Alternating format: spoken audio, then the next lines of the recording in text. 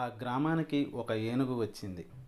ఆ ఏనుగు చాలా పెద్దది, బలవంతమైనది. అది అడవి నుండి వచ్చి గ్రామం దగ్గర ఉన్న నీటి తొట్టెలో నీళ్లు తాగుతోంది. ఆ ఏనుగును చూసి గ్రామస్తులు భయపడి పారిపోయారు. కొంత సమయానికి ఆ ఏనుగు కోటవైపు నడిచింది. రక్తపిశాచి ఆ ఏనుగును చూసి ఆశ్చర్యపోయాడు.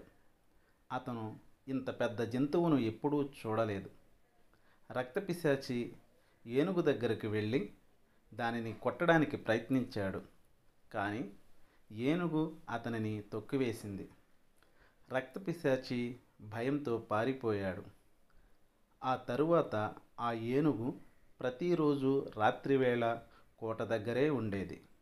రక్తపిశాచి మళ్ళీ గ్రామంలోనికి రావడానికి భయపడ్డాడు.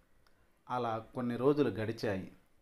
చివరికి రక్తపిశాచి గ్రామాన్ని వదిలి వెళ్ళిపోయాడు. గ్రామస్తులు చాలా సంతోషించారు.